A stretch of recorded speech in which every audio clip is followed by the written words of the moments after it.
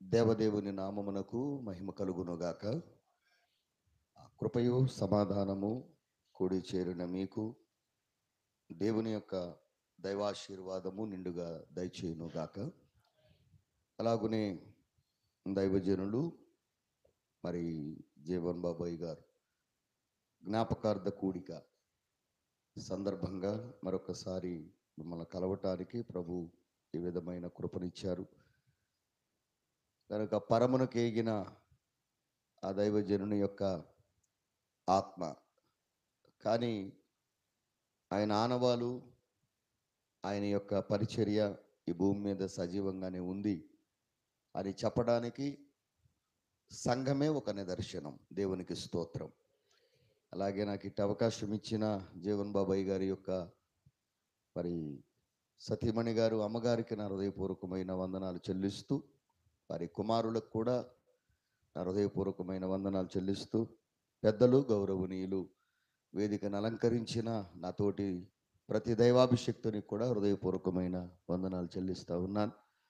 అలాగనే ఆ పరిశుద్ధ బైబిల్ గ్రంథములో నుండి అపోస్తుల కార్యముల గ్రంథము 3వ అధ్యాయము 26వ వచనం ఈ విధంగా సెలవిస్తూ ఉంది. దేవుడు తన సేవకుని పుట్టించి మీలో ప్రతి వానిని దుష్టత్వము నుండి మళ్ళించుట వలన మమ్మను ఆశీర్వదించుటకు ఆయనను మొదట మీ యొద్దకు పంపెను. దేవునికి మహిమ కలుగునుగాక. ప్రియమైన దేవుని సంఘమా, ఇప్పటి వరకు దేవుని యందు విశ్వాసముంచి ఆ పోరాటములో పోరాడిన వారు ఎందరో పరమునకు చేరినటువంటి వీరుల జాబితాలో వారు ఉన్నారు. కనుక విశ్వాస వీరులుగా భూమి మీద వారి విశ్వాసమును కాపాడుకుంటూ దేవునికి ఇష్టమైన పనులు చేస్తూ, కష్టములు ఎన్ని కలిగినా, కడగండ్లు ఎన్ని ఉన్నా, కన్నీరు ఎంత వచ్చినా దేవుని సేవయే పరమావధిగా భావించి సంఘము కోసమై అహర్నిశలు పనిచేసి మరి ఎక్కువ అమూల్యమైన సమయాన్ని, శక్తిని దేవుని సేవకై ధారపోసినటువంటి భక్తుల యొక్క మరణం నీతిమంతుని జ్ఞాపకము చేసుకునుట అది మనకు ఆశీర్వాదకరమని సామెతల గ్రంథములో ప్రభు అయినటువంటి దేవుడు మనకు సెలవిస్తూ వచ్చారు. గనుక నీతిమంతుని జోలికి పోవద్దు అని కూడా సెలవిచ్చిన వారై ఉన్నారు. అలాగే నీతిమంతుడు దానిలోనికి పరుగెత్తి సురక్షితంగా ఉంటాడు. గనుక జీవన్ బాబు గారు వారి బ్రతికినంత కాలంలో ఆయన నీతిని ఆయన కాపాడుకుంటూ ఆ నీతిని అనేక మంది నరులకు వెల్లడి చేస్తూ భక్తిపరుడుగాను ఒక గాయకుడుగానే కాదు, ఆయన ఒక వాక్య ఉపదేశకుడుగాను ఉన్నాడు, ఒక సంఘ వ్యవస్థాపకుడుగాను ఉన్నాడు, మంచి కుటుంబీకుడు, మంచి విలువలు కలిగిన తండ్రి అని నేను చెప్పగలను. ఈ 2 సంవత్సరాలలో వారి కుటుంబం సంఘములోను సమాజములోను అరమరికలు లేకుండా వారి ఇరువురు అన్నదమ్ములు కూడా ఆ తల్లితో నడుస్తున్న విధానాన్ని బట్టి, అంటే ఇలా మాట్లాడొచ్చో లేదో నాకు తెలియదు కానీ చాలామందిని చూశాను నేను. చనిపోయినటువంటి వ్యక్తి బాడీ అక్కడ ఉండగానే పోట్లాడుకునేవారు కూడా ఉన్నారు, కొట్టుకునేవారు ఉన్నారు, తిట్టుకునేవారు ఉన్నారు, తగాదాలు పడేవారు ఉన్నారు. తర్వాత వారు తిరిగి మరలా సంఘానికి ఏం చెప్తారో కూడా నాకు తెలియదు, మరలా నిలబడి వాక్యం చెప్పేవాళ్ళు కూడా ఉన్నారు. కానీ అలాంటి పరిస్థితిని అధిగమించి నీతి కలిగినటువంటి భక్తిపరుడిగా జీవన్ బాబు అన్నగారు ఈ భూమి మీద జీవించారని ఖచ్చితంగా నేను సాక్ష్యం ఇవ్వగలను. కనుక ప్రభువైనటువంటి యేసు క్రీస్తు యొక్క ప్రేమ, క్రీస్తు యేసుకు కలిగిన మనసు మీరు కూడా కలిగి ఉండుడి అనేటువంటి మాట గత సంవత్సరం బహుశా కోలలో పెట్టినట్టున్నారు.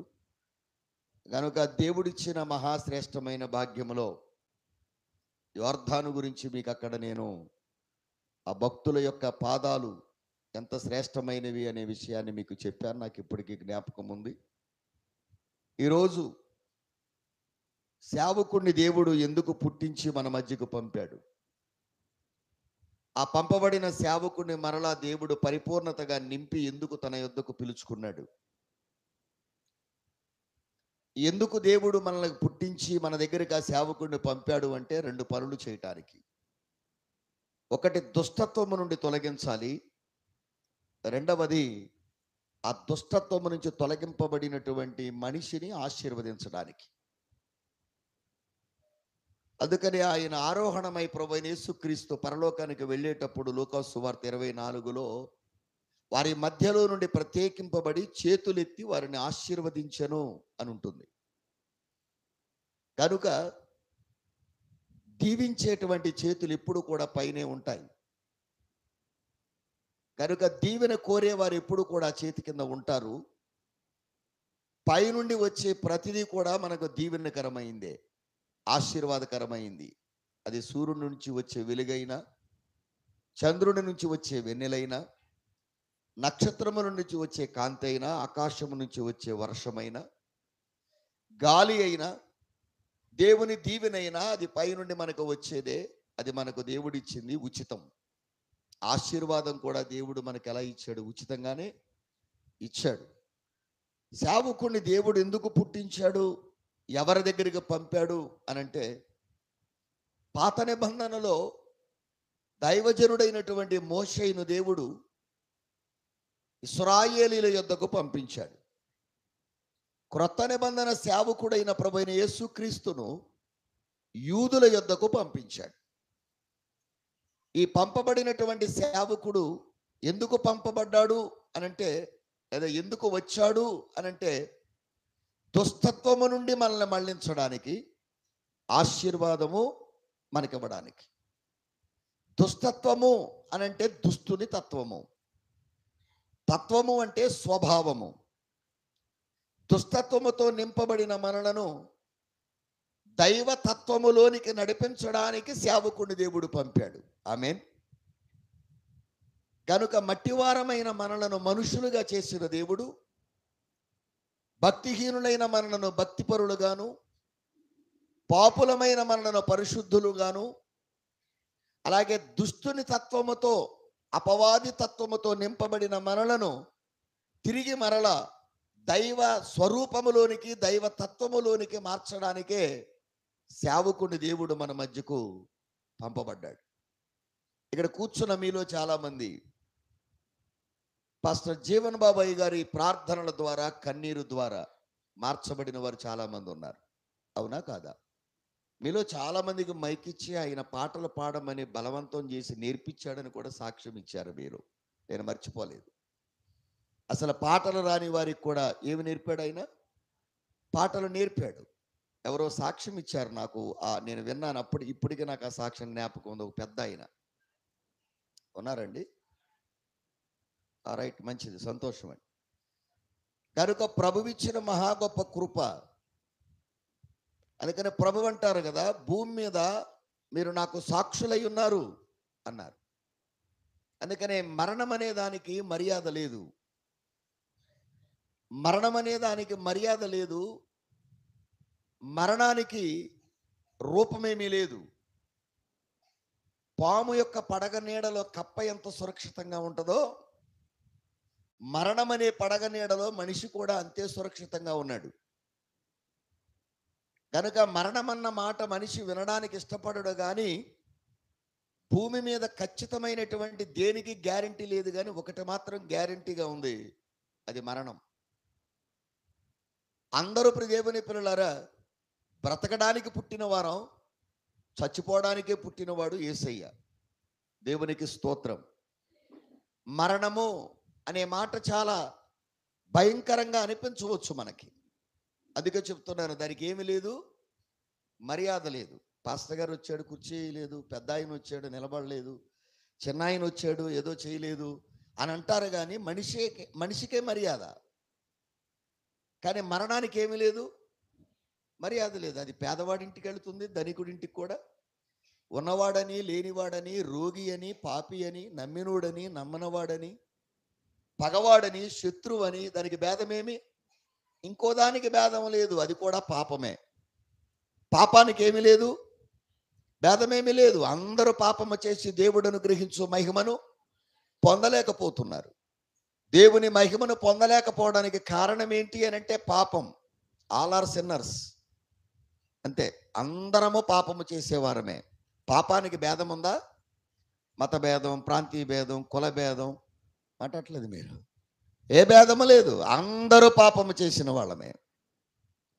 అందుకని ఆర్కే మూర్తి గారు రేడియోలో వాక్యం చెప్పేటప్పుడు నేను విన్న నా మాట మనసులో ముద్రించుకుపోయింది. అందరూ పేపాలకు పేపాలు పాపాలు చేసిన వాళ్ళే అని అన్నాడు ఆయన. పేపాల అది. అందుకనే శాప మరణము రాకుండా దేవాది దేవుడు ప్రభు అయినటువంటి యేసుక్రీస్తును బట్టి మనందరం కూడా నమ్ముకోవలసిన విధి విధానాలను బట్టి నేను చెప్పే మాట, మరణము అనే మాట 4 అక్షరాలే. 4 అక్షరాల మాటే కానీ మరణము అంటే భక్తిహీనులకు భయం, భక్తిపరులకు దేవుని పిల్లల మరణము అంటే మార్గమును వీడి వెళ్ళిపోవడం, ఒక మార్గములో నుండి మరొక మార్గములోనికి వెళ్ళడం. అంటే భూలోక మార్గములో నుండి పరలోక మార్గములోనికి వెళ్ళడమే మరణం.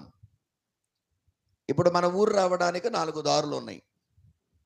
పరలోక వెళ్ళడానికి ఉన్న దారి ఏమిటి చెప్పాలి మీరు? పరలోకానికి వెళ్ళే దారి ఏమిటి? మరణమే. లేదు. అందుకనే మరణము తర్వాత మహిమ ఉన్నది. అంత అయిపోయింది అనుకుంటారు చాలామంది.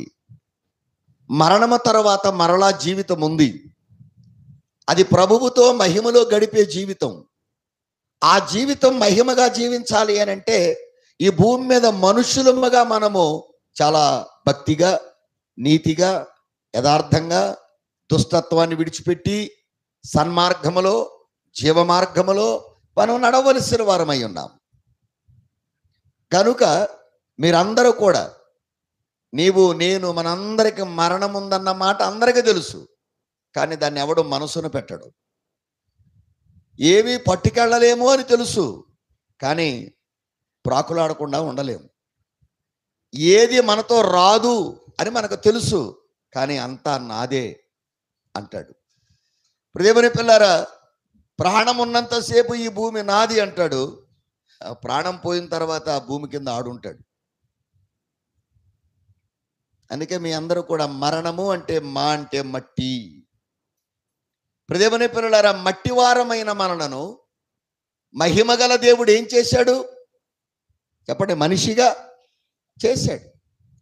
మరి మనిషిగా చేయబడినటువంటి ఈ మానవుడు ఆజ్ఞాతిక్రమ పాపము చేసి మరణాన్ని కొని తెచ్చుకున్నాడు. చేయకూడని పనులు చేసి, తినకూడని దాన్ని తిని, వెళ్ళకూడని చోటుకు వెళ్ళి, మాట్లాడకూడని విషయాలు మాట్లాడకూడని వారితో మాట్లాడి, దేవుని పిల్లలారా, చేసినటువంటి పనుల వల్ల ఆశీర్వదింపబడినటువంటి భూమిలోనికి ఏమొచ్చాయి అని అంటే ముళ్ళ తుప్పలు, గచ్చపొదలు, శాపము వచ్చింది. అందుకే దేవుని పిల్లలారా, మానగా మట్టివారము. మరి ఈ మట్టి మానవుని ఏం చేయాలనుకుంటున్నాడు? ఆయన మహిమగల మనిషిగా చేయాలనుకుంటున్నాడు. ఈ మహిమ అంతస్తుకు రావడానికి ఈ మట్టిని దేవుడు మధ్యలో ఇచ్చిన జీవితమే దేవుని పిల్లలారా మనం జీవించి చివరకు మనం మరణించాలి. ఎంత గొప్ప పెద్ద నది అయినా వెళ్ళి సముద్రంలో కలవలసిందే. సముద్రములో కలిసిపోయిన తర్వాత ఏ నది నీళ్లు ఎలా ఉన్నాయని చెప్పగలమా? మాట్లాడలేదు, చెప్పలేం. అంటే తన ఉనికిని, తన స్వభావాన్ని, తన తీపిదనాన్ని కోల్పోతుంది. ఎంత గొప్ప మహనీయుడైనా, మహారాజైనా, మట్టి తట్టలు మోసేవాడైనా దేవుని పిల్లలారా మరణానికి దాసుడే. దేవుడిలో ఐక్యమైపోవలసిన వారమే. ఏదో ఒక రోజున ఈ ఉద్యోగం కూడా వెళ్ళవలసిన వాడే.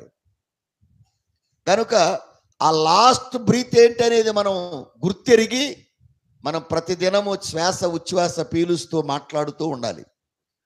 ప్రతిదినము నాదే అనుకుని విర్రవేగొద్దు. బలవంతులను సహితము మింగివేసింది మరణం. సంసోన్ లాంటి బలవంతుడు ఉన్నాడా? మరణానికి దాసుడేగా, మాట్లాడట్లేదు. సొలొమోనంత జ్ఞాని ఉన్నాడా చివరికి మరణానికి? దావీదు లాంటి విజయాలు కలిగిన వాడు ఉన్నాడా కానీ మరణానికి? అందుకే చెప్తున్నాను, బలవంతులైన జ్ఞానులైన భక్తిపరుడైన భక్తిహీనుడికైనా మరణం తథ్యం గనుక.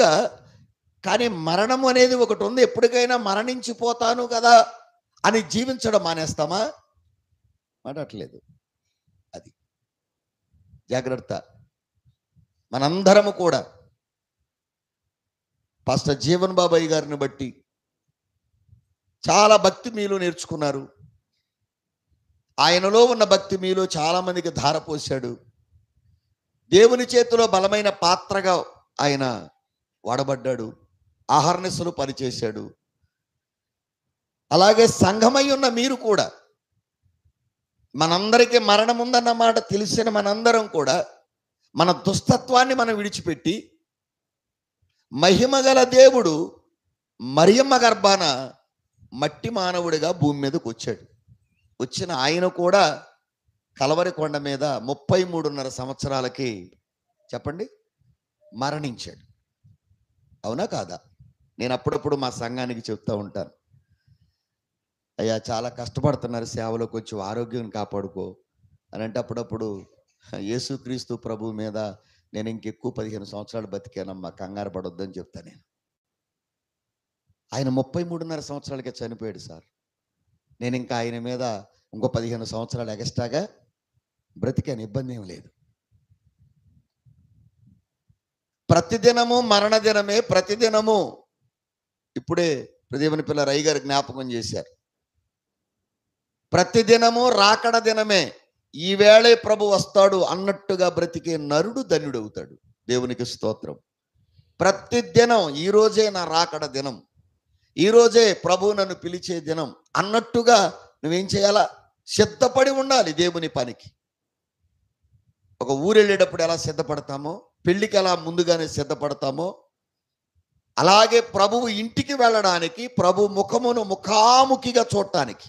ఇప్పుడు కల్లో చూస్తున్నాం, దర్శనాల్లో చూస్తున్నాం. నేను ప్రసంగం చేయట్లేదు, మీకు మాటలు చెప్తున్నాను. అయ్యా నేను కళ్ళు మూసుకున్నాను, నాకు దర్శనం వచ్చింది, వెలుగ్గా కనబడ్డాడు, నక్షత్రంగా కనబడ్డాడు, లేదా మా ఇంటి ఆయనలాగా కనపడ్డాడు, లేదా మా అబ్బాయి రూపంలో కనపడ్డాడు. కానీ మరణించినటువంటి ఆ జీవన్ బాబు గారికి ఇప్పుడు దేవుడులాగా దేవుని పిల్లలు, ఈ శరీరం అనే అడ్డుతెర లేదు ఇప్పుడు ఆయనకి. ఉందా? ఈ శరీరం అనే అడ్డుతెర లేదు. విజయ రక్షకుడితో విచ్చల విడిగా ముచ్చటలాడుతూ ఉంటాడు జీవన్ బాబు గారు. దేవునికి స్తోత్రం. అది ఆయన ఎవరు అంటే విజయ రక్షకుడు. నా ప్రభువు పేరు విజయ రక్షకుడు. ఎందుకు విజయ రక్షకుడు ఆయన అని మీరు అడిగితే, లోకమును పాపమును శాపమును మరణమును సమాధిని బండను సమస్తమును జయించి తిరిగి లేచిన విజయోస్తుడు. ఆ విజయ రక్షకుడితో నేను కొన్నిసార్లు మాట్లాడాలనుకున్నప్పుడు నా పాప భీతి అడ్డం వచ్చింది, నా శరీర అవసరతలు అడ్డం వచ్చాయి, నా అనారోగ్యం అడ్డం వచ్చింది, నా కుటుంబ పరిస్థితులు అడ్డం వచ్చాయి. ఇప్పుడు ఆ జీవన్ బాబు గారికి ఏ అడ్డు లేదు. ఉందా? భార్యతో బంధం ఉందా? పిల్లలతో అనుబంధం ఉందా? చెప్పాలి మీరు. శరీరములో ఆయన బంధింపబడి ఉన్నాడా? మాట్లాడరే. లేదు. ఇప్పుడు సంఘ సేవ పరిచర్యలు ఆయన ఉన్నాడా? ఇప్పుడు ఎప్పుడు ఆయన చేసే పని ఏంటి? ఇప్పుడు చెప్పండి. దేవుణ్ణి స్తుతించే ఆరాధన, దేవునికి స్తుతి ఆరాధన చేయడమే. ఇప్పుడు మీరు చాలామంది స్త్రీలు ఉన్నారు, మీ దొడ్లో మల్లెపూ చెట్టు కనకాంబరాల చెట్లు ఉన్నాయనుకోండి, ఆ చెట్లకున్న మొగ్గలు కోస్తారా, పువ్వులు కోస్తారా? అమ్మా, ఆ పువ్వులు బాగా సువాసనిస్తాయా, మొగ్గలు సువాసనిస్తాయా? చెప్పండి. జీవన్ బాబు గారు పుష్పించిన పుష్పం లాంటోడు, ప్రభువుకు అవసరమయ్యాడు, కోసుకున్నాడు. సింపుల్. ఇంకా నేను మొగ్గగానే ఉన్నాను, నన్ను ఉంచాడు. నేను తయారైన రోజున నన్ను కూడా తీసుకుంటాడు. వికసించిన పుష్పం పరిమళిస్తుంది, వికసించిన పుష్పం సువాసననిస్తుంది. అది ఆ రోడ్డు మీద వెళ్ళే దొంగ కావచ్చు, అబద్ధికుడు కావచ్చు, శత్రువు కావచ్చు, దేవుని పిల్లలారా ఎవడైనా కావచ్చు, వాడికి కూడా ఈ పుష్పం ఏమిస్తుంది? సువాసన ఇస్తుంది. ఆ రోడ్డు అమ్మడి వెళ్ళేవాడు దొంగ, నేను అడిగి ఇవ్వకూడదని లేదు. అందుకే చెప్తున్నాను, ప్రభువిచ్చిన మహాశ్రేష్టమైన భాగ్యాన్ని బట్టి ఇప్పుడు రక్తపాశ బంధాలతో ఆయనకు మీరు ఎంతవరకు నమ్ముతారో నాకు తెలియదు, కానీ ఒకవేళ మీ సంఘములో ఉన్నవారు భక్తితో విశ్వాసముతో, ప్రభువా మా పాస్టర్ గారు మమ్మల్ని ఈ స్థాయిలో ఉంచాడు ప్రార్థన చేసి, ఇప్పుడు ఆయన ఏ స్థానంలో ఉన్నాడు పరలోకంలో అని మీరు కన్నీరు కార్చి ప్రార్థన చేసి అడిగితే, మీ ప్రార్థన పరిపూర్ణమైతే ఏ స్థాయిలో ఉన్నాడో ప్రభు మీకు చూపిస్తాడు కూడా. దేవుడికి మహిమ కలుగును గాక. అది మా సంఘంలో ఒక విశ్వాసి, ఇప్పుడు దేవుని పిల్లారా, భర్త చనిపోయి చాలా బాధపడతా ఉంటే ఆదరణ కూడికి వెళ్ళి మాట చెప్పాను ఆవిడికి. నిజమేనయ్యా అంది. అడుగు చూడు దేవుని కృప అని అంటే, ప్రభు ఆవిడకి కనపడకుండా వాళ్ళ అత్తమ్మ గారికి కనపడి, అమ్మా ఎందుకు నువ్వు ఒక మాట చెప్పు, నేను పరలోకములో ప్రభువు గులాబీ తోట వేసాడు, ఆ తోటలో నీళ్లు పోసే పని ఇచ్చాడు నాకు, నా భార్యని ఏడవద్దని చెప్పమ్మా అన్నాడట. దేవుడికి మహిమ కలుగును గాక.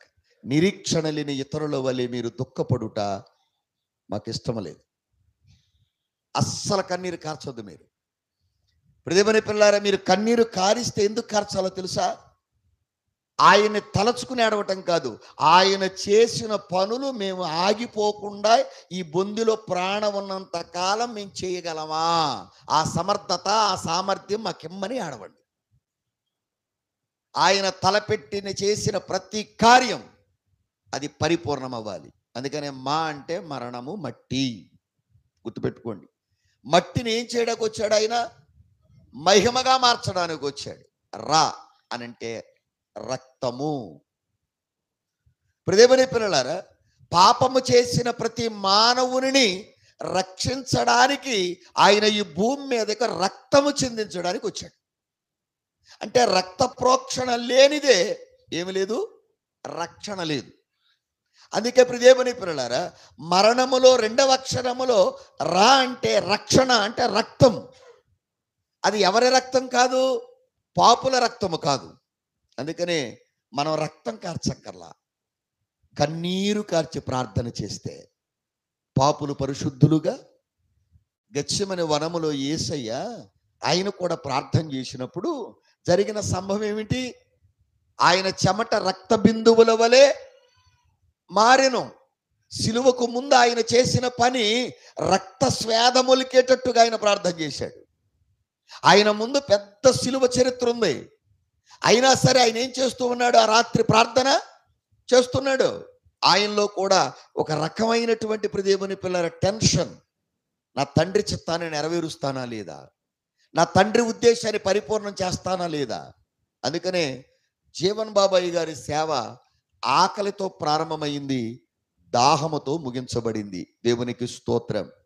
అది ఆత్మల ఆకలితో ఆయన ప్రారంభించి ప్రభు అయిన యేసుక్రీస్తు మత్తయి సువార్త 4వ అధ్యాయములో దేవుని పిల్లారా ఆత్మచేత అరణ్యమునకు కొనిపోబడ్డాడు ఆయన ఆకలితో ఉన్నప్పుడు.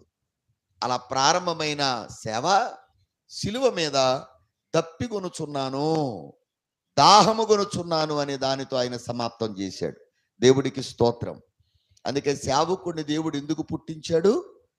దుస్తత్వము నుండి మనలను మళ్లించడానికి, దుస్తుని తత్వం అనే స్వభావములో నుండి మనల్ని తప్పించడానికి, మనలను ఆశీర్వదించడానికి ఆయన మనలను యొద్దకు ఆయన్ని పంపించాడు. అందుకే మీరందరూ కూడా ఆకాశము క్రింద భూమికి పైన ఉన్న ప్రతి వారిని దుష్టుని స్వభావముతో నింపబడ్డారు. ఈ లోకమంతా భక్తిహీనతతో దుష్టుడి చేతిలో ఉంది. చిన్న పెద్ద అనే భేదము లేకుండా దుస్తత్వముతో నిండుకొని ఉంది. ఆదికాండం 6వ అధ్యాయం ప్రకారం భూమి బలత్కారముతో నింపబడి ఉంది. దుస్తత్వముతో నింపబడిన వారిని దైవ స్వరూపములోనికి, దైవ తత్వములోనికి ఈ క్రైస్ట్ బాడీ, క్రీస్తు శరీరం అనే ఈ సంఘాన్ని ఇలా సిద్ధపరచడానికి సేవకుని దేవుడు దేవుని పిల్లలు పుట్టించి మన దగ్గరకు ఆయన పంపాడు. నువ్వు దుష్టత్వంలో ఉన్నప్పుడే కదా మీ పాదిరి నీ దగ్గరికి వచ్చాడు. మాట్లాడలేదు. వ్యాధిలోనో, బాధలోనో, ఇబ్బందిలోనో, రుణములోనో, వేదనలోనో అండగా ఆదరణగా ఎవరు నిన్ను ఆదరించినప్పుడు ఆయన నీ దగ్గరకు వచ్చి ఏం చేశాడు? ప్రార్థన చేశాడు. ఆ ప్రార్థన ఫలితమే మన స్వరూపాన్ని మార్చింది. ప్రియమైన పిల్లారా, కన్నీటి ప్రార్థనే మన బ్రతుకును పన్నీరుగా చేసింది. అన్నిసార్లు ప్రియమైన పిల్లారా ఆయన నీ చుట్టూ తిరిగాడు, నీ పరిస్థితులను దేవుడికి అప్పగించి ప్రార్థన చేశాడు. నేనంటాను, రాణిని చేసిన మొర్దెకై బూడిదలోనే కూర్చున్నాడు, కానీ బూడిదలో కూర్చున్న మొర్దెకై దగ్గర తయారైనటువంటి ఎస్తేరు మాత్రం రాణి అయ్యింది. దేవునికి స్తోత్రం. కనుక జీవన్ బాబు గారు శ్రమలో ఉన్న సంఘాన్ని మాత్రం చాలా చక్కగా ఆయన కట్టుకుంటూ వచ్చాడు. ఓ చక్కటి నైతిక విలువలు ఉన్నాయి మీ దగ్గర. దేవునికి స్తోత్రం. మీ సంఘంలో ఏం చూశాను నేనంటే, ఉపకారము చేసినటువంటి ఏ వ్యక్తిని మరవని మనసు మీ సంఘానికి ఉంది. దేవుడికి స్తోత్రం. అపకారం చేస్తే ఊరుకోని ఆలోచన కూడా మీ దగ్గర ఉంది. దేవుడికి స్తోత్రం. అది నేనైనా ఎవరైనా. ఆమేన్. అది గుర్తుపెట్టుకోండి. ఎక్కడైనా కనపడితే నేను వందనాలండి పాస్టర్ గారు అనండి. జీవితంలో ఎప్పుడు నా సంఘానికి రాకండి. ఆమేన్. మీకు అర్థమవుతుందా? అది కనబడితే వందనాలు చెప్పు, అంతే. చిల్లిగవ్వ కానుక వద్దు, ఇంటికి పిలిచి భోజనం పెట్టద్దు. దానికి అర్హులు జీవన్ బాబు గారి పెద్ద కుమారుడు, చిన్న కుమారుడు, జీవన్ బాబు గారు విడిచి వెళ్ళిన మీ ఆత్మీయ తల్లి గారు. ఆమేన్. ఆమేన్ చెప్పండి గట్టిగా. అది కాకపోతే కనపడితే వందనాలు చెప్పండి ఏ పాస్టర్ గారికి అయినా. అది గౌరవం. మీకు అర్థమైందా? అది అంతేగాని ఇప్పుడు దేవుని పిల్లల ముందు వందనాలు చెప్పి వెనకాల తందనాలు ఆడబాకండి. మంచిది. ఇప్పుడు దేవుని పిల్లలు మీకోసం మరి చాలా బయట వేడివేడిగా అవి కక్కుతున్నాయి గనుక వాటి మీద మూతలు తీనా ఒకసారి వాసన వస్తుంది గనుక ముక్కులు పగిలిపోతున్నాయి. దేవుడికే మహిమ కలుగును గాక. అది 26 సంవత్సరాలుగా ఇప్పుడు దేవుని పిల్లలు దేవుని సేవలో ఉన్నాను గనుక ప్రభు ఇచ్చిన కృపను బట్టి నేను బలంగా నమ్మేది ఏంటంటే, ఇలాంటి విషయాలే కొన్ని చాలా బలంగా నమ్ముతాను నేను. గనుక ప్రభు ఇచ్చిన మహాకృప. ఒక రోజున ఒక చోటకి వెళ్ళాను నేను. ఒక చోటకి వెళ్తే అంటే ఒక సమర్పణ చేసుకున్నాను. చెప్పకూడదేమో కానీ చెప్తాను. మరి లైవ్ అనుకుంటే ఇది మరి నాకు తెలియదు గనుక పర్లేదు లైవేనమ్మా, సరే మంచిది. లైవ్లో అయితే ఇంకా చాలామంది చూస్తారు, మంచిది. నేను ఒక సమర్పణ చేసుకున్నాను. ఏంటి ఆ సమర్పణ అంటే, మనల్ని ఎక్కడికి పిలిచినా ఎవరు పిలిచినా, కొన్నిసార్లు ప్రసంగికుడు వచ్చినప్పుడు ఏం చేస్తారంటే, కొత్త ఆయన వచ్చినప్పుడు కొంతమంది ఆ సభలో ఉన్నవారో సంఘంలో ఉన్నారో, అయ్యగారు మా కొరకు చిన్న ప్రార్థన చేయండి అని వచ్చి ఏం చేస్తారు చెప్పండి అమ్మా, ప్రార్థన చేయించుకుంటారు. ప్రార్థన చేయించుకున్న వాళ్ళు కొంతమంది మరి ఇలా చెప్తే మళ్ళీ ఇబ్బంది పడతారేమో నాకు తెలీదు. ప్రార్థన చేయించుకున్న వాళ్ళు కొంతమంది ఏం చేస్తారు అని అంటే, ఆ పాదిరి గారి చేతులు ఎంతో కొంత కానుక పెడతారు. కొంతమంది ఏం చేస్తారు, వాళ్ళకు తోచింది 10, 20, 100, 500, 1000 ఎంతో కొంత ఇస్తారు. దేవుని పిల్లారా, ఒక చోట ఏం చేశాను అంటే, ప్రభువా ఇలాగే వెళ్ళిన చోట ఇస్తున్నారు, ఇది ఇబ్బందికరంగా ఉంది. సరే ఏదేమైనా నేను వెళ్ళిన చోట ఎవరైనా ఇస్తే ఆ పాదిరి గారికి ఇచ్చేయమని చెప్తాలే ప్రభువా అని నేను ప్రభు దగ్గర ఒక తీర్మానం సమర్పణ చేసుకున్న తర్వాత నేను కూటానికి వెళ్ళాను. అలాగే దేవుని పిల్లలు ఒక ఆయన తీసుకొచ్చి చేతిలో, పాస్టర్ గారు పెట్టబోతుండే అప్పుడు అన్నారు, మీ పాస్టర్ గారికి ఇచ్చేయండి, అక్కడ ఉన్నాడు బయట అడవిడిగా తిరుగుతున్నాడు, మీ పాస్టర్ గారు నేను వాక్యం చెప్పడానికి వచ్చినందుకు నాకు మీ పాస్టర్ గారు ఇస్తాడు, దీనికి ఆయన అర్హుడు కనుక తీసుకెళ్ళి ఆయనకి ఇచ్చేసి అన్న. కాదండి మీకు ఇద్దామని అన్నాడు ఆయన. నాకు ఇచ్చినట్టే ఆయనకి ఇచ్చేసేయండి అన్న మరలా గద్దించి. అలాగే పాస్టర్ గారు ఆయన జేబులో చేయించుకుని వీళ్ళకి ప్రార్థన చేస్తానే ఉన్నాను, అడెంగ చూస్తానే ఉన్నాను. వెళ్ళిపోయాడు. ఇవ్వలేదు రాజన్న, వెళ్ళిపోయాడు. అప్పుడు ప్రభు దగ్గర మళ్ళీ ఇంకొక సమర్పణ పెట్టి ఆయన దగ్గర, ఎవరిచ్చినా నేనే తీసేసుకుంటాను, తెలియదప్పుడు సేవకుడికి ఇచ్చి వెళ్ళిపోతా. అటు పెట్టుకోను. ఇప్పటి వరకు ఆ సాక్ష్యాన్ని ఎక్కడ కోల్పోలేదు నేను. దేవునికి స్తోత్రం. కోల్పోను కూడా. అందుకే దేవుడు నన్ను దీవించాడేమో, నిన్ను కూడా దీవిస్తాడు. నేను భోజనానికి పిలువబడ్డాను, భోజనం చేసే వెళ్ళాలా. మీకు అర్థమైందండి?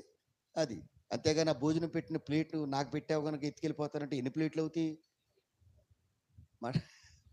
అది సరే మంచిదండి. రా అంటే రక్తము చిందించుట. రక్తము చిందించిన తర్వాత మనకేమొచ్చింది చెప్పండి? రక్షణ. సంఘం ఎప్పుడు పుట్టింది? సరే సేవకుడు పుట్టాడు, మన దగ్గరికి పంపబడ్డాడు, మంచిదే. సంఘం ఎప్పుడు పుట్టింది అని అంటే, కల్వరి కొండ మీద యేసుక్రీస్తు ప్రక్కటెముకలో బలంగా దేవుని పిల్లలారా ఆ బంట్రోతు శతాధిపతి ఏం చేశాడు? ఓ పోటు పొడిచాడు. ఆ ప్రక్క బల్లెపు పోటులో నుండి స్రవించుచున్న ఆ రక్తము దేవుని పిల్లలారా, ఒక డొక్కలో ఒక చుక్క బొట్టైనా మిగిల్చుకోకుండా కాల్చాడు. ఈ ప్రక్కటెముక గాయములో నుండి సంఘం పుట్టింది. దేవునికి స్తోత్రం. అంటే ఎలా చెప్తావయ్య గారు అని అంటే, ఆదాము ప్రక్కటెముకను విరిచి దేవుడు హవ్వను చేశాడు. అవునా? యేసయ్య ప్రక్కటెముక గాయములో నుండి, డొక్కలో నుండి క్రైస్తవ సంఘం ఉద్భవించింది. దేవునికి స్తోత్రం. గనుక దేవుని పిల్లలారా, ఇప్పుడు ఈ సంఘం జీవన్ బాబు గారి యొక్క మరణము తర్వాత ఈ సంఘ స్వరూపం మారాలి. దేవుడికి స్తోత్రం. ఇప్పటికే 2 సంవత్సరాలు అయిపోయింది. గనుక ఆయన మరణం మీ అందరికీ జీవముగా, ఆయన యొక్క దేవుని పిల్లలారా పరలోకపు యాత్ర మీ అందరికీ దేవుని పిల్లలారా ఒక మంచి గుణపాఠంగా ఉండాలి. ఆమేన్. అందుకని మీ అందరికీ తెలియచేస్తున్నారు. అందుకనే మనందరము కూడా రక్తము చేత ఏం జరుగుద్దంటే శుద్ధి జరుగుద్ది, శుద్ధీకరణ. యేసు రక్తము ప్రతి పాపము నుండి మనల్ని ఏం చేస్తుంది? అది యేసయ్య రక్తం ఇప్పుడు మన పాపముల నుండి శుద్ధీకరించడానికి కల్వరి కొండ మీద ఆయన మన కొరకు తన రక్తాన్ని, కోడెల మేకల గొర్రెల దూడల రక్తం వల్ల కాదు కదా. అందుకనే పాపము లేని, పాపరహితుడు, పాపసహితుడు, పాపవిహితుడై ఉన్న ప్రభు అయిన యేసు క్రీస్తు యొక్క రక్తము ద్వారా దేవుడు మనకేమిచ్చాడు? రక్షణ ఇచ్చాడు, శాప విమోచన ఇచ్చాడు, పాప విమోచన ఇచ్చాడు, వ్యాధి విమోచన ఇచ్చాడు. చాలా వాటి నుంచి దేవుడు మనకు విడుదల ఇచ్చాడు. దానికి వారధిగా, సారథిగా, పాత్రగా, వాహనంగా మీ సంఘములో, మీ పరిచర్యలో జీవన బాబాయ్ గారిని వాడుకున్నాడు. దేవునికి స్తోత్రం. సేవకుడికి చావుంది కానీ సేవకు చావు లేదు. ఆమేన్. భక్తిపరుడు చనిపోయిన తర్వాత కూడా భక్తి బ్రతికే ఉంటుంది. ఆమేన్. ఇప్పుడు చాలామంది అమ్మా నాన్న తాత ముత్తాతల నాడు చెట్లు పెట్టారు. ఆ పెట్టినోళ్ళు చచ్చిపోయారు. చెట్లు అట్టాగున్నాయిగా, మాట్లాడలేదు మీరు. ఇల్లు కట్టినోళ్ళు పోయారు, ఇల్లు అట్టాగుందిగా, మాట్లాడరే. ప్రభువు రాకడలో వచ్చే వరకు, సంఘం ఎత్తబడే వరకు సంఘం ఉంటుంది. సేవకుడు వస్తాడు, తన పాత్ర ఏదో తను చూసుకుంటాడు, మాట్లాడలేదు. ప్రభు పిలుపు అందుకొని రానా జీవన బాబు అని దేవుడు మోషేను ముద్దెట్టుకున్నట్టు ఆయన్ను కూడా ముద్దు పెట్టుకున్నాడు, తీసుకెళ్ళాడు. ఆయన పుష్పం, మనం మొగ్గలం. దేవుడికి స్తోత్రం. అంతే. నీ దగ్గర వాసన వచ్చినప్పుడు నిన్ను కూడా ఆయన ఏం చేస్తాడు? అది. అందుకని చూడండి, పుష్పం, పత్రం మన హైందవ సహోదరులు చక్కగా తీసుకెళ్ళి దేవుడు ముందు పెడతారు. వికసించిన పుష్పాన్ని తీసుకెళ్ళి. అంతేగాని మొగ్గలు ఎట్టరగా, మాట్లాడలేదు మీరు. మచ్చన్న కొబ్బరికాయ కూడా పట్టుకోరుగా. మరి అది అలాగే దేవుని పిల్ల ఆయన వికసించాడు గనక తీసుకెళ్ళి యేసయ్య పాదాల దగ్గర పెట్టారు ఆయన్ని. ఆమేన్. అది మనం తీసుకెళ్ళేమో భూమికి అప్పగించాం, ఆయన తీసుకెళ్ళి ఆత్మను దేవుడికి అప్పగించాడు. అందుకని యేసయ్య కూడా అదే మార్గం చూపించాడు మనకి. తండ్రి, నా ఆత్మను నీకు, నా అంటే నాణ్యత, నా అంటే నాణ్యత గల జీవితం. జీవన్ బాబు గారు మీ అందరి మధ్యలో ఎప్పుడైనా ఒక చిన్న మాట అడుగుతాను. వాళ్ళు ఎంత ఇచ్చారో వీళ్ళు ఎంత ఇచ్చారని ఎప్పుడైనా కకృతి మాట మాట్లాడా? ఏం మాట్లాడలేదు మీరు అమ్మా. వాళ్ళు అది పెట్టారు, వీళ్ళు ఇది పెట్టలేదు అని ఎక్కడైనా చెప్పాడా? మీరు ఏదైనా సమస్యలు చెప్తే ఆయన ఏమైనా అల్లరిగా మాట్లాడా? అయ్యగారు ఇది మీ మనసులో పెట్టుకుని పర్సనల్ ప్రేయర్ రిక్వెస్ట్గా పెట్టండి అన్నప్పుడు, ప్రదేపని పిల్లరమ్మ పలానా అమ్మంట ఈ బాధల్లో ఉందంట, వాళ్ళ ఆయన పలానా కొట్టాడంట, తిట్టాడంట, రాత్రి నాకు చెప్పిందని ఎప్పుడైనా మాట్లాడా? నాణ్యత గల జీవితమేగా. మాట్లాడలేదు. నాణ్యమైన పాటలే పాడాడు. ఎడ్డెం తిడ్డెం పాటలు పాడేవాడు కాదు. ఆయన పెళ్లిలో కూడా ఏ పాట పాడితే ఆ పాట పాడేవాడు కాదు. చక్కటి మెలోడీ సాంగ్స్ పాడాలంటే జీవన్ బాబాయ్ గారి తర్వాతే ఆంధ్రాలో ఎవరైనా. దేవునికి స్తోత్రం. మంచి మెలోడియస్ సాంగ్ పాడగలడు. దేవునికి స్తోత్రం. అందుకని దుష్టత్వము నుండి మనల్ని తప్పించడానికి ఇంకెక్కువ వద్దు. దేవుని పిల్లలారా, నాణ్యమైన భక్తి, నాణ్యమైన సేవ. దేవుని పిల్లలారా, ఒకవేళ ప్రభు అయిన యేసు క్రీస్తు వచ్చి నిన్ను అగ్నిలో పుటమ వేసి నేను కాల్చి చూస్తే నువ్వు బంగారం లాగా ఉన్నావా, కొయ్యికాల్లాగా ఉన్నావా అంటే జీవన్ బాబాయ్ గారి సేవ ఖచ్చితంగా బంగారం లాగానే ఉంటుంది. అగ్నిలో పడవేసినటువంటి బంగారం మేలిమి బంగారంగా బయటకు వస్తుంది. అదే గడ్డేస్తే చెప్పండి అమ్మ, బూడిదైపోద్ది. అందుకనే విశ్వాసములో నాణ్యత గలవాడు, సేవలో మాదిరి గలవాడు, ప్రియదేవుని పిల్లలారా 10 మంది సేవకులకు ఆదర్శప్రాయుడు, కుటుంబములో కూడా ప్రియదేవుని పిల్లలారా చక్కగా తన కుటుంబాన్ని మంచిగా ఏలికగా ఏలుకున్న నాయకుడు. కొంతమంది ప్రియదేవుని పిల్లలారా దయచేసి అపార్థం చేసుకోవద్దు నన్ను, మంచిగా సేవ చేస్తారు, ఇంటికెళ్ళి పాదిరమ్మను కొట్టేవాళ్ళు ఉన్నారు. మంచిగా సేవ చేస్తారు, స్టేజ్ మీద నిలబడి పాదిరమ్మని ప్రియదేవుని పిల్లలు అనుమానించే వాళ్ళు ఉన్నారు. పాదిరమ్మని ప్రియదేవుని పిల్లల 33 చెరువులు నీళ్లు తాగిచ్చే పాదులను కూడా నేను ఎరుగుదును. నేను ఓపెన్గానే చెప్తున్నాను, దాంట్లో సందేహం ఏమి లేదు. అంటే ప్రియదేవుని పిల్లరా అలాంటి వాడు కాదు. గనుక దేవుని యొక్క దైవ సన్నిధిలో దేవుని యొక్క మహాకృప నేను మీ అందరికీ నేను చెప్పగలిగినటువంటి మాట అది. అందుకే మీరు కూడా కుటుంబంలో కానీ మీ పరిచర్యలో కానీ మీరు పాడేటప్పుడు మీ వాక్యములో కానీ ప్రతి విషయములో కూడా ఆయన ఒక పాదిరిగా మాదిరిగా ముందు పెట్టుకుని మీరు నడవచ్చు. దేవునికి స్తోత్రం. అది అటు ఇటు దిక్కులు చూడొద్దు, వాళ్ళ వైపు వీళ్ళ వైపు చూడొద్దు. ఆయన లేడు అనొద్దు దయచేసి. ఆయన లేకపోతేనే ఆయన భక్తి ఉందగా, ఆయన చూపిన మార్గం ఉందగా, ఆయన నడిచిన విశ్వాసం ఉందగా. మీ కష్టాలు వచ్చినప్పుడు బాధలు వచ్చినప్పుడు ఆయన ఎలా దేవుడి సన్నిధిలో పెనుగులాడాడో, మీ ఇంటి దగ్గర ఎలా ప్రార్థన నడిపించాడో ఆ అనుభవం ఆ ఫ్లేవర్ నీ దగ్గర ఉందగా, దాన్ని వాడుకో. ఆమేన్. యేసు ప్రభు వెళ్ళిన తర్వాత పెరిగిందా సేవ? యేసు ప్రభు ఉన్నప్పుడు పెరిగిందా? చెప్పండి. యేసు ప్రభు ఉన్నప్పుడు 12 మందే. యేసు ప్రభు వెళ్ళిన తర్వాత సంఖ్య నానాటికి ఏమైంది? జీవన్ బాబు గారు వెళ్ళిన తర్వాత కూడా నానాటికి సంఘము పెరుగునుగాక, మీ విశ్వాసము ఇంకా వృద్ధి పొందునుగాక. అందుకే సేవకుడిని మన మధ్యకు పంపాడు, పంపబడిన దేవుడిని పిలుచుకున్నాడు. అంతే.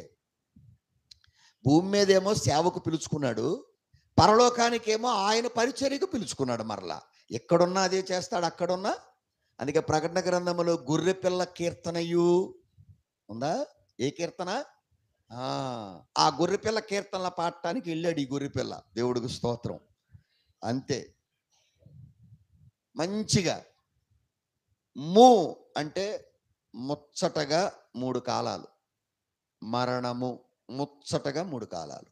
యెహోషువ గ్రంథం 1వ అధ్యాయంలో అంటాడు, అన్ని వద్దులే కానీ ఇప్పుడు చదవద్దు, 3 దినములలో మీరు ఈ యొర్దానును దాటవలెను. ఎన్ని దినాల్లో? అందుకనే మనం అప్పుడప్పుడు అంటాం, ఏముందరా మనిషి బతుకు 3 నాళ్ళ ముచ్చట అంటారు. ఎన్నాళ్ళ ముచ్చట? గనుక ప్రియదేవుని పిల్లారా, బాల్యం, యవ్వనం, కౌమారం, వృద్ధాప్యం అయిపోయింది. బాల్యం ఎట్టాగో మనకు తెలియదు, వృద్ధాప్యం మళ్ళా బాల్యం లాంటిదే, మధ్యలో ఉన్నాయే 2. అందుకనే మన హైందవ సహోదరులు అప్పుడప్పుడు అంటారు, ప్రియదేవుని పిల్లారా ఏముందరా ఈ చిలక కాస్త ఎగిరిపోతే పెద్ద విశేషం ఏముంది అంటారు. అందుకని ఈ ఆత్మకాళ్ళు పెట్టుకున్న పేరు ఏంటంటే చిలక. పంచవన్నెల మాయ చిలక. పంచేంద్రియములలో నవనాడుల మధ్యలో నవరంధ్రాల మధ్యలో ఉన్న మాయ చిలక. మాయ చేసిపోయింది. ఆయన ఎవరో పాడాడు, కమ్యూనిస్ట్ పార్టీ ఆయన, మాయమైపోతున్నాడమ్మ మనిషి అని. కనుక దేవుడిచ్చిన భాగ్యాన్ని బట్టి నేను మీ అందరికీ చెప్పేది అదే, పంచవన్నెల. అందుకనే గర్వం తలకెక్కితేనట శ్మశానం వైపు చూడాలట. ఎందుకు చెప్పండి? రాజులు, బలవంతులు, జ్ఞానులు, మేధావులు, శాస్త్రజ్ఞులు ఎక్కడున్నారు చెప్పండి అమ్మా. దేవుని పిల్లారా, దేవుడిచ్చిన భాగ్యాన్ని బట్టి 2 మాటలు మీకు చెప్పి నేను ముగించి దేవుని పిల్లలు వెళ్ళిపోతాను. దుష్టత్వముతో నిండిపోయిన వారిని దైవత్వములోనికి నడిపించడానికి ప్రభు అయినటువంటి యేసుక్రీస్తు ఈ లోకానికి వచ్చాడు.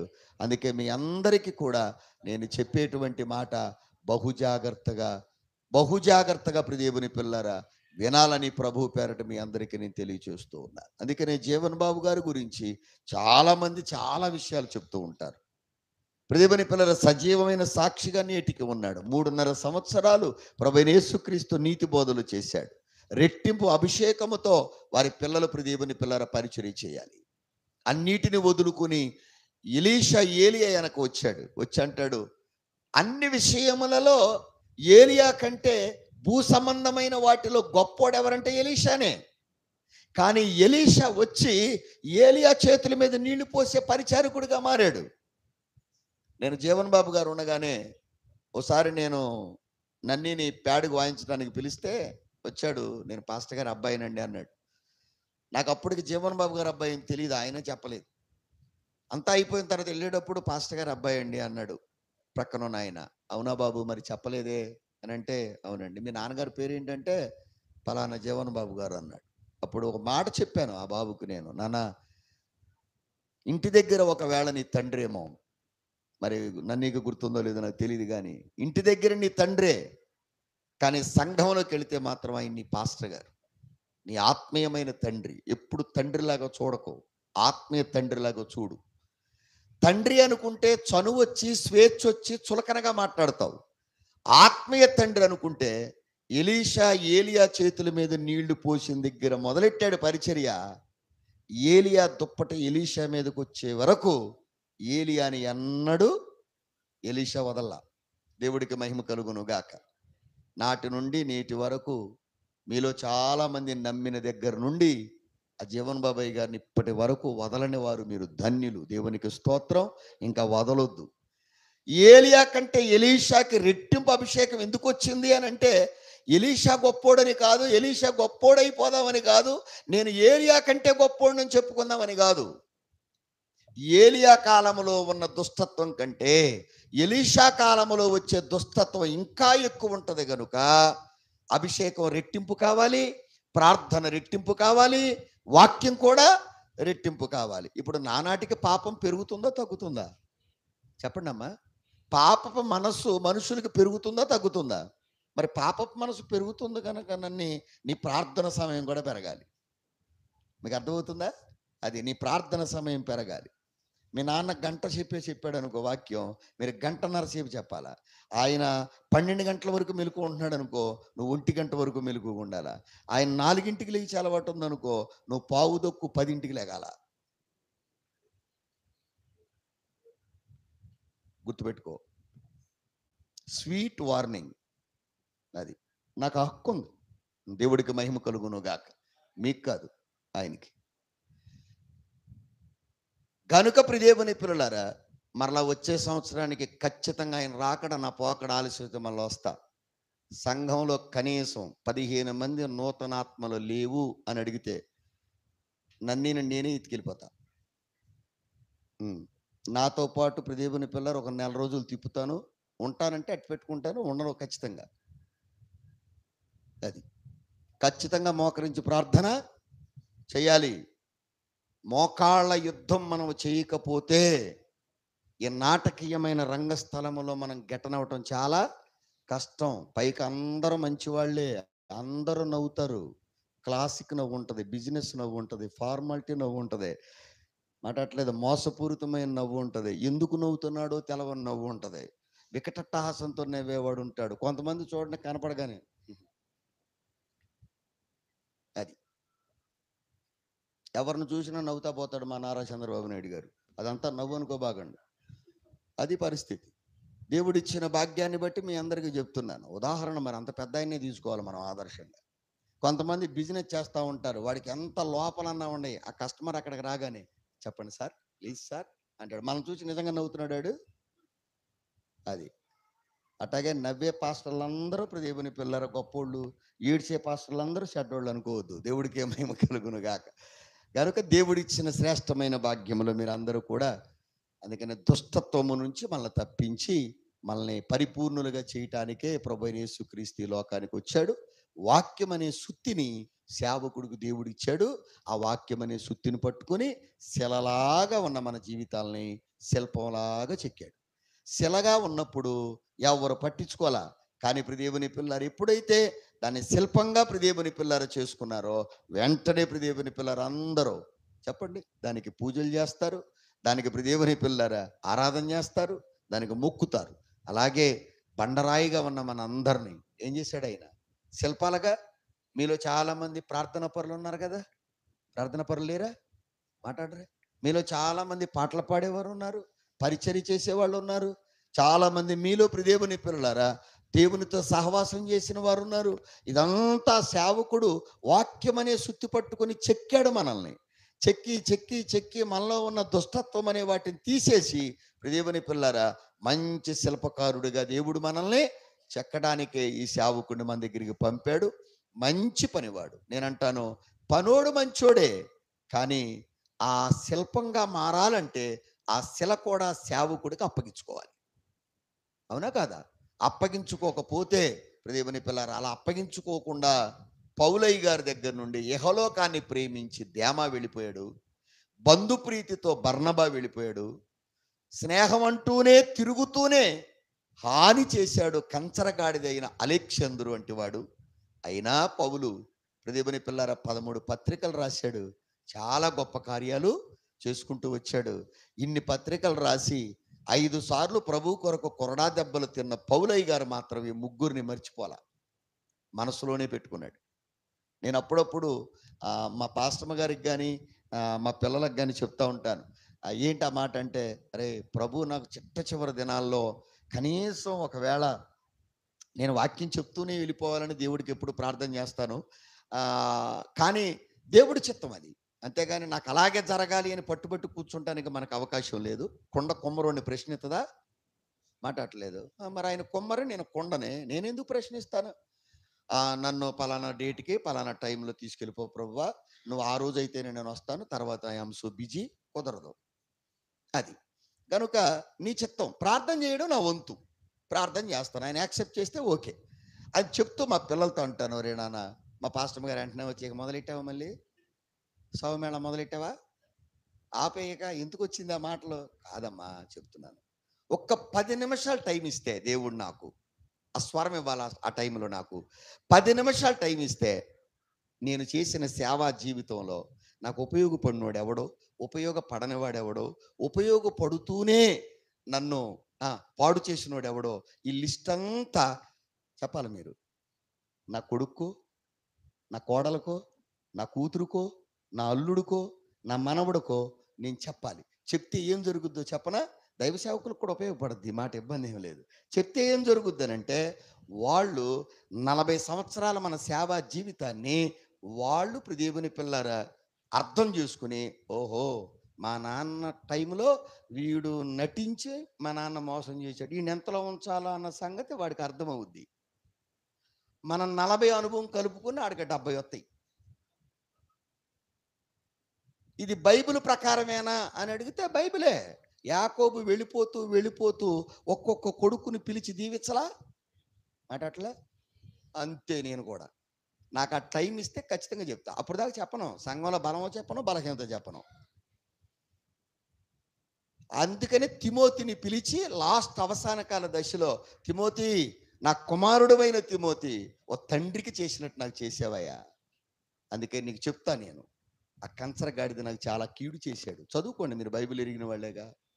అది దేమా వెళ్ళిపోయాడయ్యా. బర్నబానేమో మార్కు అనే మేనలుని తీసుకొచ్చి పరిచర్య చేయించమన్నాడు. పరిచర్యగా పనికిరాడని ఉన్నది ఉన్నట్టు చెప్తే, నా మేనలునే కాదన్నావు కదా అని బర్నబా ఏం చేశాడు? నన్ను వదిలిపెట్టి వెళ్ళిపోయాడు బంధుప్రీతితో. చూసావా? మంచి బర్నబా, మంచి మొదట మిషనరీలో బాగా ఉపయోగపడినోడు. అట్టా జీవన్ బాబు గారిని ఎంతమంది వదిలేసి ఉంటారు? మాట్లాడరే. అట్టా జీవన్ బాబు గారిని ఇప్పుడు దేవుని పిల్లలు ఎంతమంది విడిచిపెట్టి వెళ్ళిపోయి ఉంటారో? ఒక 10 నిమిషాలు, పావుగంట టైం ఇచ్చి ఉంటే నన్నీకో, వాళ్ళ పెద్ద అబ్బాయికో, మా వదినమ్మకో చెప్తే బాగుండేది. దేవుడికి మహిమ కలుగును గాక. అట్లాగే దేవుడి కృపను బట్టి అక్కడ అప్పు చేస్తే కూడా చెప్పండి, చెప్పాలి. ఇంట్లో కొంతమంది పాదిరి గారులు ఏం చేస్తారంటే, భార్యకి ఏం తెలియనివ్వరు, తప్పది. పురుషులు కూడా మీకు కూడా చెప్తున్నాను, అమ్మా నేను పలానా చోటకి వెళ్తున్నానని చెప్పండి. కొంతమంది నీకేం తెలవదో నేను తెచ్చి పెడుతున్నాను, తిని కూర్చో, ఎక్కువ మాట్లాడదేగా అంటాడు. మొత్తం పోయిన తర్వాత ఈవిడికి ఏం అర్థం కాదు. ఊళ్ళో పెళ్ళికి అందరూ పెద్దలే అప్పుడు, ఎందుకంటే వీళ్ళకేం తెలియదుగా. తల ఒక వ్యవహారం ఇస్తాడు. ఉదాహరణ, మా ఆత్మీయ తండ్రి గారు, నా మేనమామ, నా బావగారు చనిపోయాడు. దేవుడు దానికి ఏడుస్తాడని సామెత ఉందగా. నా ఏడుపు నేను ఏడుతున్నా, మా అక్కేమో ఆ పక్కన భర్త చచ్చిపోయాడు ఏంటయ్యా అని 45 సంవత్సరాలు సేవ చేశాడు, ఆయన చనిపోయాడు. చెప్పినట్టున్నా మీకు నేను. చనిపోతే దేవుని పిల్లలు ఏడుతున్న కింద గదిలోనేమో మా అక్క ఏడుతున్నా, పక్కనేమో మా మేనగోడలు ఏడుతున్నారు, అందరూ ఏడుతున్నారు, మగ దిక్కు లేకుండా అయిపోయింది. ఇక నా తమ్ముడే నాకు అన్నీ అయిపోయాడని మా అక్క ఏడుతుంది. సంఘస్థులు వీళ్ళందరూ వచ్చి, అయ్యా నువ్వు నిలబడిపోతే ఏమైపోతాం బాబు, మరి ఇన్ని సంఘాలు ఉన్నాయని సేవ చేశాడు, మరి చూడయ్యా మరి ఆయన 45 సంవత్సరాలు చేసిన సేవకు ఏమాత్రం భంగం కలగకుండా మనం చేయాలంటున్నారు. చాలా పెద్ద భారం ఇది.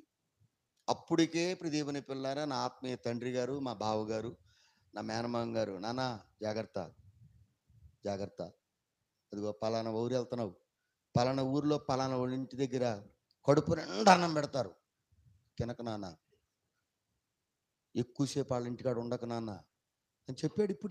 ఇప్పటికే అయిన జ్ఞాపకం, లైవ్లోనే చెప్తున్నా, ఎవరికైనా ఉపయోగపడతాయిలే అని. కడుపు తెరిచి తినే ఇల్లు ఉంటుంది, నోరు తెరిచి మాట్లాడే మనుషులు ఉంటారు, మనసు విప్పి బాధను చెప్పుకోవలసిన వాళ్ళు ఉంటారు, అసలు మనసు విప్పకుండా నోటి మీద ఏలేసుకుని వచ్చేసేవాళ్ళు కూడా. అందుకే ఎవరిని నమ్మాలో ఎవరిని నమ్మకూడదో, ఎంత మాట్లాడాలో ఎంత మాట్లాడకూడదో నీకు తెలియాలి. దేవుడికి మహిమ కలుగును గాక. అది నన్నే అంటున్నానని మరి పెద్దోడేం ఫీల్ అవ్వకూడదున్నాను, నువ్వు కూడా మీరిద్దరూ. అది పరిస్థితి. ఆయన పేరు మరి పేడుగు వస్తాడు కనుక నాకు నోట్లో నాంతుంది, నీది నాంతలేదు అనుకోబాక. అది దేవుడికి మహిమ కలుగును గాక. ఇద్దరు ఒకటే, నాకు రెండు కళ్ళు లాంటి వాళ్ళు. దేవుడి కృప, దేవుడిచ్చిన భాగ్యం.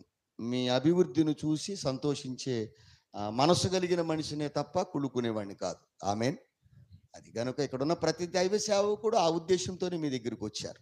మీ కుటుంబాన్ని ఆదరించాలని, సంఘాన్ని ప్రేమించి 4 ఆదరణ మాటలు చెప్పాలని వచ్చారు. ఏదో దేవుడు నాకు అవకాశం ఇచ్చాడు కనుక మాట్లాడుతున్నానని విచ్చలవిడిగా అనుకోకండి దయచేసి. కనుక ఆయన మీద ఉన్న ప్రేమ చొప్పున నా మనసు మాట్లాడమంటుంది, అంతే తప్ప వేరే ఉద్దేశం ఏం కాదు. ఇంకా సెటరైట్ అవ్వాలి సంఘం, ఇంకా దేవుని పిల్లల కుటుంబం కూడా ఇంకా ఫిట్ అయిపోవాలి. ఇప్పటికి చాలా ఫిట్గా ఉన్నారు, చాలా సంతోషం. సమాధానములో, ఐక్యతలో, ప్రేమలో అన్నిటిలో బాగున్నారు. ఇంకా పరిచర్యలు ఇంకా ముందుకెళ్ళాలి. బద్ధకస్తులుగా ఉండకండి, సోమరితనంగా ఉండకండి. పరుగెత్తి మీరు పని చేయండి, మీ సేవను పరిగెత్తించండి, మీ సంఘాలను పరిగెత్తించండి. దేవుని పరిచర్యను ముమ్మరంగా చేసే భాగ్యం దేవుడు మీకు ఇచ్చునుగాక. ఇంకా నా ఆశ ఒకటి ఉంది, సంఘం దాన్ని నెరవేరుస్తారో, సేవకుడు సంఘం కూర్చుని దేవుని పిల్లలు మాట్లాడుతున్నానో తెలియదు, కానీ మందిరాల్లోనే మీరు చేస్తున్న ఉపవాస ప్రార్థనలు కానీ సభలు కానీ దేవుని పిల్లరా ఓ మంచి టైటిల్ పెట్టి, ఇదే శారదానగర్లో చేస్తారో కోణంలో చేస్తారో నాకు తెలియదు, కానీ ఓ మంచి సభ జరగాలి. దేవుడికి మహిమ కలుగును గాక. ఓ మంచి స్టేజ్ వేయాలా దేవుని పిల్లారా, ఓ మంచి సభ మీరు చేయాలా. మచిలీపట్నంలో ఉన్న ప్రతి దైవ సేవకుడు ఆ సభకు రావాలా. ఆ సభలో ఆ జీవన్ బాబు గారి పాటల క్యాసెట్ రిలీజ్ అవ్వాలా. దానికి మూలాలు వేయండి, నా వంతు సహకారం నేను అందిస్తా. దేవుడికి మహిమ కలుగును గాక. ఈ కొద్ది మాటలు దేవుడు దీవించును గాక. ఈ మందిరములోనే మిగిలిపోకూడదు ఆయన పరిచర్య. కేవలం ఏదో బాకాల్లో వినబడుతుందలే జీవన్ బాబు గారి గురించి కాదు, చిన్న చిన్న మీటింగులు పెడుతున్నారు. మీకు అర్థమైందా? కనుక మంచి ఆర్కెస్ట్రా డేవిడ్ గారు ఉన్నాడు, 3 రోజులు ఆయన ఫ్రీ, నేను ఫ్రీ, ఆల్ ఫ్రీ. దేవుడికి మహిమ కలుగును గాక. మాట్లాడతలేదు మీరు మరి అది కనుక సంఘం ఫ్రీ కాదు. సరే, మంచిది. ఏదేమైనా దేవుడు ఇచ్చిన భాగ్యాన్ని బట్టి, ప్రభు ఇచ్చిన మహాకృప, అన్ని విషయాల్లో మీరు కూడా దేవుని యొక్క దైవ సేవలో ముందుకు రండి. బిడ్డల్ని మీ సొంత కుటుంబంలో బిడ్డలుగా, మీ కొరకు కన్నీరు కార్చే బిడ్డలుగా, అలాగనే మీ అక్క లేకపోతే మీ చెల్లెమ్మ మీ ఇంట్లో తోబుట్టుని ఎలా చూస్తారో అమ్మగారిని అలాగే చూస్తున్నారు అని సాక్ష్యం ఇచ్చింది అమ్మగారు కూడా. అలా ప్రేమించి కుటుంబాలు మీరందరూ సంఘం కడుపులో పెట్టుకుని మమ్మల్ని చూస్తున్నారయ్యా, ఆయన లేకపోయినా, వాళ్ళు లేకపోతే మేము లేం అని ఆ తల్లి ఇచ్చిన సాక్ష్యాన్ని బట్టి మిమ్మల్ని కూడా, మీ కుటుంబాలను కూడా దేవుడు దీవించాలని కోరుతూ ఈ కొద్ది మాటలు ముగిస్తున్నాను. దేవుడు మిమ్మల్ని దీవించును గాక. ఈ అవకాశం ఇచ్చిన త్రిత్వ దేవునికి, అలాగే జీవన్ బాబాయ్ గారి యొక్క కుటుంబానికి, నా తోటి దైవాభిషక్తులకు అందరికీ హృదయపూర్వకమైన వందనాలండి. God bless you. God bless you all.